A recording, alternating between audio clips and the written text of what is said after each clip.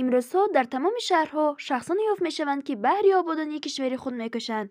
در پنجکن نیز این گونه شخصان کم نیستند. صاحبکاران دهه رکنابادی شهر پنجکن، کتای و مرزیه و بردیف شرف از جمله این گونه شخصان سخاوتمند هستند که از حساب خود راه پیاده‌گرد ساخته ایستادند. در همین راهی که در سالهای طولانی نوآباد بود و مردم و طلبه های مکتب از آب میکشیدن، سهم خود را گذارم. موافق نقشه در ساختمان این راه 60,000 سومانی پول صرف می شود. من مبلغ صرف کنم هم از شخصانی علاوه‌ای که در این راه خدمت میکنن مینداری میکنم. این راه با سرداری این آقای خویجه و کار کرده ایستادن که من از خلقم از همین ها مینداری میکنم.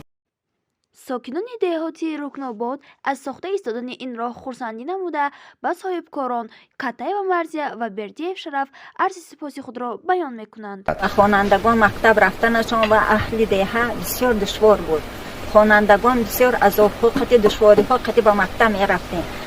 حاضر باشد من از نام خودم و از نام اهل همین دهه و کتای و مرزیه و شرف بردیف و تشکر میگویم. از نام خلق منتداری خود را بیان می نمایم. پیراهایی که چندین سال پیش فرسوده گردیده بود از نوسازی گردیده شد و حالا مردمان دهه رکناباد از جمله مکتب بچگان دهه رکناباد از این راه قلای استفاده میبرند. همین پیراهی آدمگذاری که با تشبسی صاحبکاران محلی بردیف شرف جان و کتای و مرزیه به انجام رسیده ایستاده است، در یک حالت ناگواری قرار داشت. بیشتر از 140 خواجگی که در محله دشت بالا سکونت داشتند هم در فصل تابستان و هم در فصل زمستان برای به مرکز دیه فرامدن مشکل میکشیدند.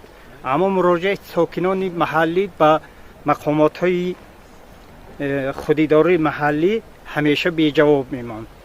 همین ضرورت را به اینابت گرفته صاحبکاران بردیف شرفجان و کتای مرزیه با تشبس برآمد کرده در دایره چهاربینی های بخشیده به 30 سالگی استقلالیتی وطن عزیزمان و دایره سالهای رشد دیهات، سیاحی و هنرهای مردمی به خود نیت کردند که همین راهی پیاده‌گر را در شکلی خوبتر نوسازی و تجدید کنند. ما برادران بردیف بردیمراد بردیف شرف و امک بچه هم و کتای و مرزیه کریموف مطلوب تصمیم گرفتیم که در پیروی با پیشوای ملت جناب عالی محترم امام علی رحمان کمی هم باشد برای آبادانی خلق و وطن ما سهم خود را گذاریم.